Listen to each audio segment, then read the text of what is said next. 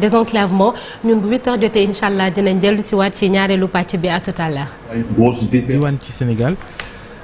tali yi da cee gën a fës ci ay jafe-jafe gàllankoor bu tawee rek tali yi taa mbaa dagg maanaam ndox mi ne ca ba kenn mënut a jàll li xewoon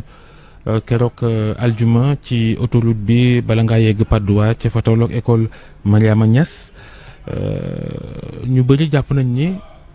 da ngeen di defar ay tali te du ngeen defar assainissement du am ay canal yu leeru tali bi ba bu tawee mu bañ a am jafe-jafe. waaw salaamaaleykum Babacar maa ngi nuyu Georges di nuyu auditeurs yi di transmettre un peu salutation ministre des infrastructures et directeur général Ageroute. waaw question bi nga ma posé je pense que c'est une question importante ndax je pense que tout récemment soo xoolee taw yi ñu enregistré je pense que sama collègue yu bëri revenir nañ si 126 millimètres de pluie c'est une pluie exceptionnelle je pense que loolu ñëpp d'accord nañ si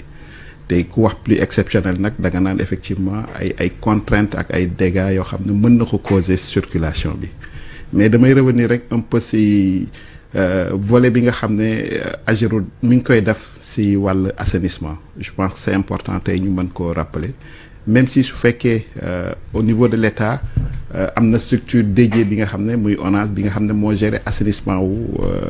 assainissement général bi maintenant ñun Ageroute parce que comme ñoo yor tout lépp luy dambeeg dikk bi donc par rapport ak tëli yi nga xam ne dañ koy def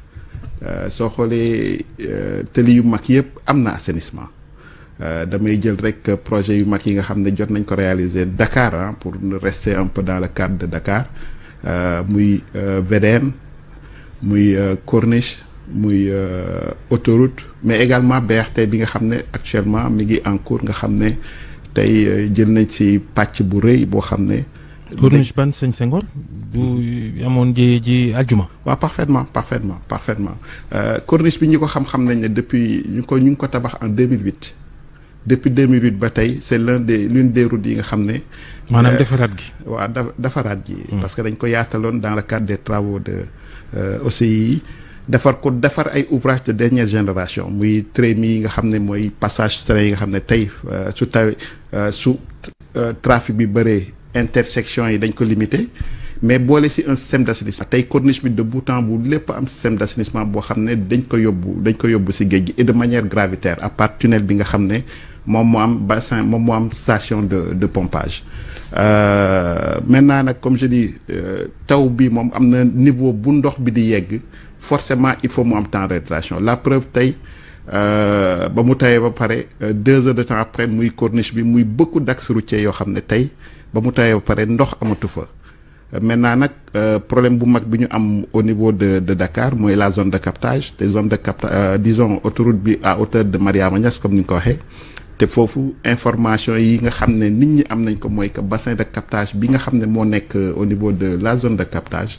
moo débordé songu autoroute bi traversé jëm Maris Cité Bellevue dugg biir Hann mais le lendemain matin samedi bi même malgré que amoon na ay difficultés tuuti ndox bi jotoon ko évacuer maintenant damay wax rek ne bon yemuñu juste sur Dakar le département de Dakar tey on intervient en plus du volet routier on fait beaucoup d'assainissement soo jëlee route nationale bi du côté de Patisen ou Mbao on avait beaucoup de difficultés daaw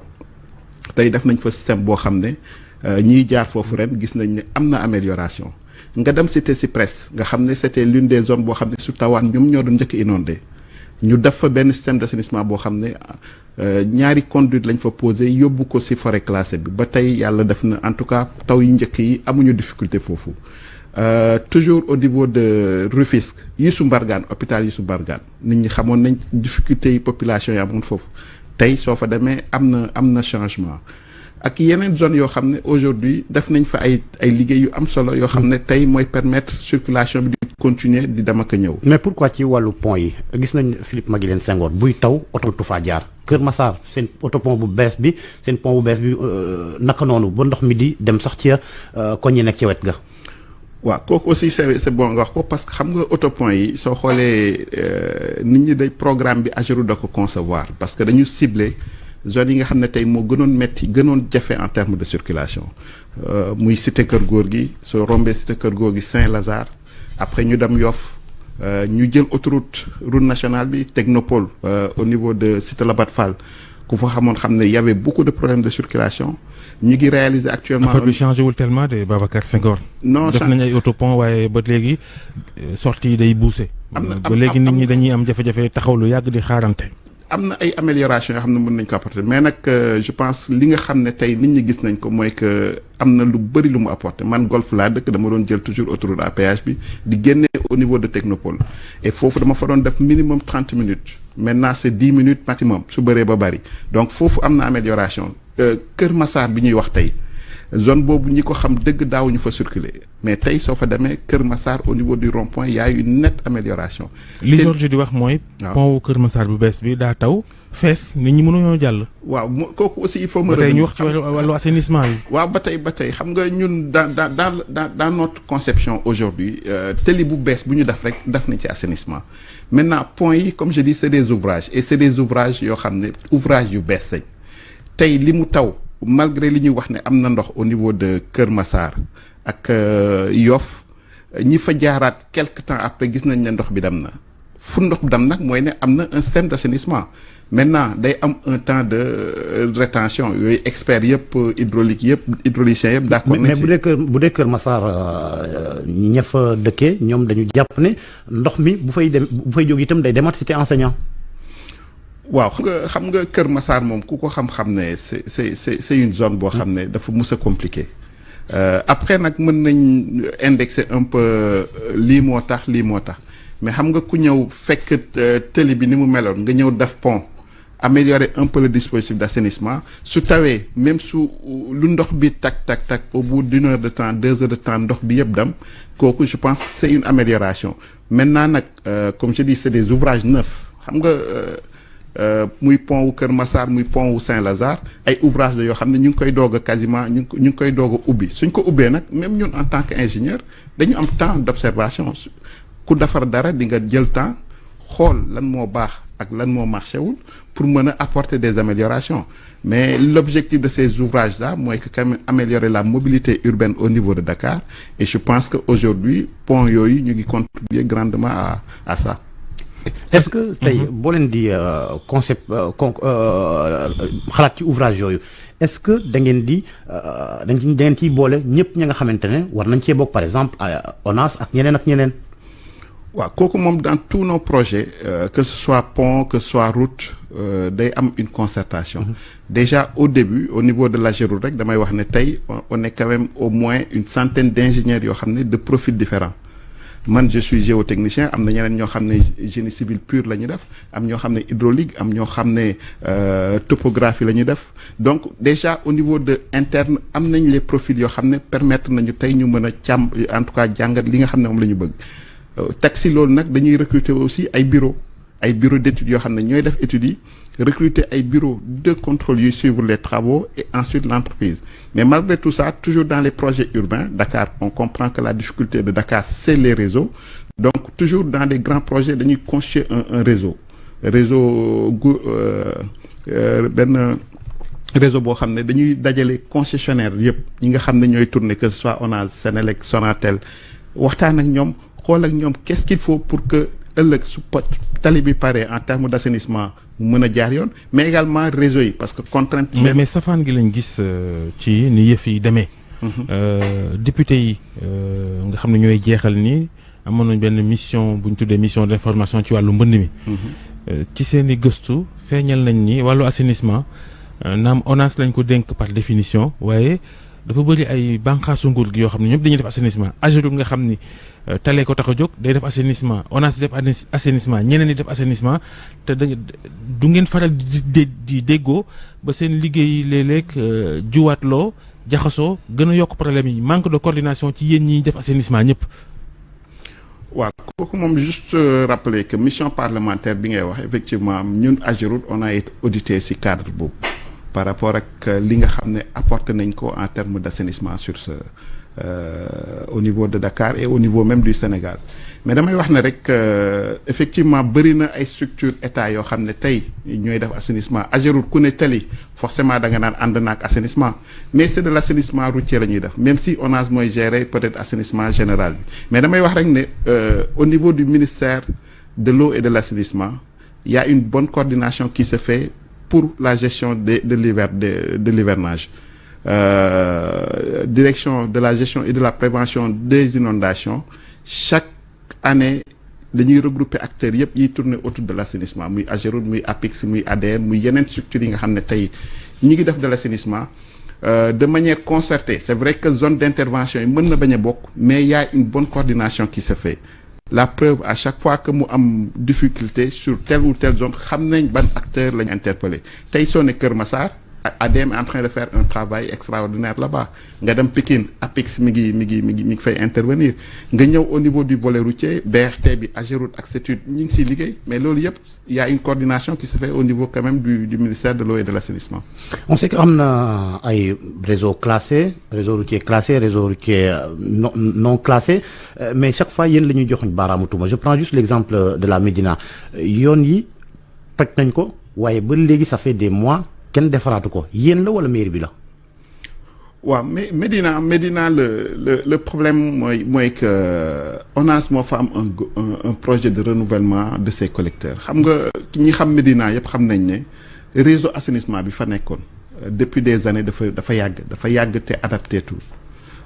soo xooloon Médina daf doon bëri ay refoulement eaux usées fu ne di dagg suñu tali yi di ñu poser ay affaissement de route ONAS décider renouveler ces conduites là initier ko ak mu doon un grand projet mais comme day laal route yi forcément on est acteur même su fekkee comme ni nga ko waxee yenn route yi du route classée mais xam nga fii moom amatul lépp luy tali rek amul distinction route classée route non classée parce que yenn yi c'est vrai que c'est les maires normalement qui gèrent mais ñëpp xam nañ difficulté peut-être yi maires yi am pour mën a assurer un peu la continuité de l'entretien de ces routes là mais zone boobu daal li ma si mën a wax pour Médina mooy que c'est un projet de l'ONAS ils sont en train de changer les collecteurs yi nga xam ne mooy les réseaux eaux usés de Médina pour que mu mën a doon un réseau adapté maintenant nag forcément Médina xam nga espace yi dafa xaw a xat en tout cas les largeurs des routes dafa xaw a xat donc ce qui fait que ñoom réseau yi nga xam ne moom la ñu posé moo waral ñuy daggatal yi. mais c'est seulement dañ koo dagg defar seeni réseau ba pare bàyyi ko noonu. non pareeguñu c'est projet bi dafa xaw a yaatu ñoom seen projet boobu parce que day jël Médina jël Gueule Tapée ak Fass soo xoolee Gueule Tapée am na ci ay tronçons yoo xam ne daf nañ ko réparer nañ ko mais Médina effectivement il y a beaucoup de lenteur xam naa prochaine nos amis de ONAS dinañ peut mën a ñëw ci question boobu. tali yi moom xanaa yu mag yi wax nañ jafe-jafe yi ci yu mag yi bu tawee ak ñoom seen waaye yu ndaw yi itam waa Jaxaay ñi ngi envoyé message ne tali ba jëm foofu ak yi tali yee jëm foofu yëpp daal ci nawet bi am nay jafe-jafe yaa ngi wax sànq wax wàllu entretien route defal tali ba nag bàyyi ko noonu itam loola yéen am ngeen ci responsabilité. waaw xam nga mission Ageroute effectivement bokk na ci entretien et damay wax ne entretien bi mooy un peu la face cachée des travaux parce que souvent suñ koy def nit ñi duñ ko gis pour vous dire que aujourd'hui am na ay équipes yoo xam ne ñu ngi liggéey mais c'est des travaux contenus de la circulation guddi rek la ñu mën a liggéey et c'est pas très visible mais tey soo jëlee damay jël départ peut-être juste rek très rapidement département par département commencer par département de Rufisque tali bi génnee sortie 9 jëm un peu vers HLM Rufisque je pense que ñiy jaar foofu gis nañ ne def nañ fa ay travaux yu am solo yoo xam ne réparé nañ foofu nga génnee sortie 9 bi jëm vers Jaxaay Kër Massar tali boobu yëpp a été repris actuellement suñu équipe yi ñu ngi au niveau du rond-point de Jaxaay nga jël tey sortie 10 de Rufisque jëm vers Bambilor travaux yi quasiment tali boobu yëpp reprendre nañ ko ba actuellement les équipes sont à hauteur traversée bi nga xam ne mooy Bambilor parce que foofu dafa bëri ndox boo xam ne dañ koy pomper di ko verser tali bi donc ñu ngi koy def même en une route en béton Pikine soo jëlee route nationale bi du ko dalee depuis SIPS nga xam ne bretelu sortie pont wu Thiar bi amoon na ay dégradation reprendre nañ ko du ko dalee rond point Grand Mbao jëm Fass jëm jëm sax gaa yi ne da ngeen a rakiste rek. non waaw mais ñi fay jaar xam nga peut-être ku fa jaarul mënoo xam li ñuy def mais ñi fay jaar xam nañ ne. mais national am na ay travaux yoo xam ne quand même yu am solo yoo xam ne national 1 boobu. avec système d'assainissement bi nga wax sànq. mais national 1 bi y a un problème boo ñëwee ba Diamaguène li da ngeen koo defar ba pare waaye tëli bi daanaka defaraatuñ ko ni ñu ko waroon defaree.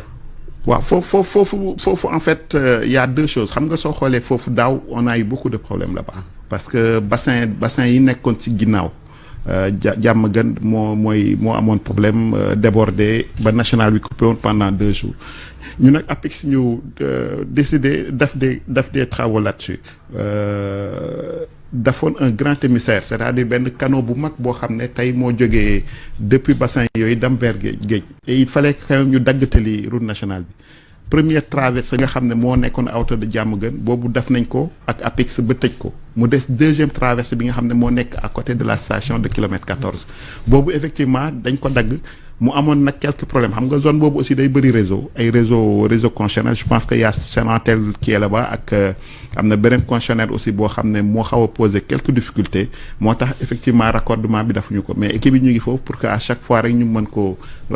rafistoler le temps que quand même travaux assainissement yi mën a pare ñu mën a tëj la route et je signale que problème yi ñu amoon foofu daaw ren amuñu ko entretien tali yi moom bu weesoo dagg-dagg yeeg ñoom seen sax suuf si dem ci biir ci kaw tali bi te kenn du ko bale loolu itam jaaxal na ñu bëri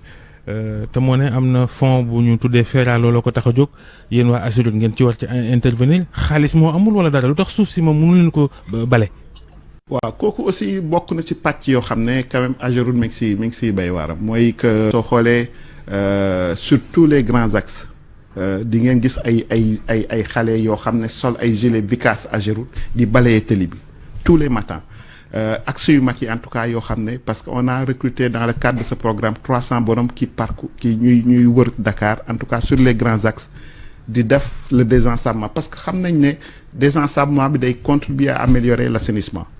Maintenant au niveau du ministère aussi le FERA est en train de faire beaucoup de choses dans ce domaine-là mooy que tey am na ay conventions yoo xam ne FERA signé na ko ak yenn communes yi soo demee commune de Yoff je pense que gis nañ ay nit ñu bëri ñuy bale Guédiawaye amoon na fa c'est vrai que fan yi gis naa ne bëri na peut-être zone yoo xam ne am na suuf ba ça veut dire que peut-être convention bi renouvelé guñ ko mais bëri na ay zones yoo xam ne tey AGEROUTE et le ministère ñu ngi fay intervenir pour wàññi suuf maintenant UCG aussi ñoom ñi nga xam ne c'est leur cœur de métier je pense que ñoom aussi ñu ngi siy jouer un rôle important. VDN 3 bi dañu dégg ni da ngeen ko bëgg a def péage est-ce que loolu looy dëggal la. waaw VDN 3 bi c'est aussi l'occasion de souligner l'importance de cette route d'abord parce que tey ku xamoon Tivaouane Peulh pour nga yeggoon Tivaouane Peulh difficulté yi nga doon confronter ak Guédiawaye ak yeneen zone tey VDN bi permettre na une facilité d'accès dans ces zones-là maintenant ce qu'il y a mooy VDN bi dafa l'idée mooy pour ñun dañ ko war a continuer foofu mu yem Tivaouane Peulh dañ koy continuer ba Lac Rose après créer une bretelle boo xam ne day wàcc si au niveau de Diamniadio soo xoolee au niveau de Diamniadio côté péage bi am na pont boo xam ne ñu ngi koy dédoubler mooy pont bi nekk booru stade bu bees bi ñu ngi koy dédoubler pour que mu mën a capter un peu VDN boobu di ñëw maintenant VDN boobu aussi dañ koy continuer à travers le projet autoroutier yi nga xam ne ñu ngi koy développer. La côtière bu jëm Ndar effectivement dañ koy continuer. léegi da ngeen ko bëgg a def péage ou pas. waaw l'idée effectivement mooy c'est ça donc dañ koy mettre aux normes parce que am na ay points yoo xam ne. war nañ ko mën a améliorer loolu nag waxu leen ko woon nit ñi c'est pas le projet de départ. waaw xam nga projet moom comme je dis tout est évolutif on est li ma mën a wax mooy tey tali boobu. soo xoolee 2 fois 2 voies la ça facilite la circulation mais tali yooyu il faut que nit ñi entretenir ko. Ces voies-là il faut que nit ñi entretenir ko et pour ñu entretenir ko forcément il faut des mécanismes pour ñu mën a quand même am les ressources nécessaires pour mën a def l'entretien de ces routes-là. J'espère que du tubaab bi waa Eiffage ñoo leen teg pression pour ngeen def foofu péage. au contraire parce que xam nga tey suñu ubbee VDN bi day doon aussi une alternative à l'autoroute day désengorger un peu cette autoroute-là et donc forcément il y aura un report de trafic sur cette VDN. jërëjëf Babacar Senghor jërëjëf maa ngi leen di njiital AGEROUTE Dakar jërëjëf Georges ñu ziar soxna Naata ñu yendu ak jàmm. merci beaucoup Babacar Fall Georges Déthié Diop ak seen gan di leen sant di leen gërëm di leen ñaanal ngeen yendu ak jàmm ak programme yu rajo Futur Média ñu dellu si ci ñaareelu pàcc info matin 8h jot na ba teg benn simili bu leen fàtte Aïssatou waa dégg ngeen certainement baax def émission bi correctement avant muy yéeg quoi parce que là elle perturbe. Aïssatou di ngeen ànd ak moom ci kanam incha allah ci jàngat bi ci kanam tuuti lay doon ci wàllum politique yi ak élection législative yi ñu génn ak jamono ji langum politique bi naka la nar a demee mbir poste premier ministre ak président assemblée nationale loolu lépp dina ci dellu si ci kanam incha allah suñu gan di Frahira Condé di secrétaire général bu RPG fii ci Sénégal dinañ ànd ak moom itam léegi dañuy dem ci xibaar yi ñu ànd ci ak Cheikh Tidiane Diaw.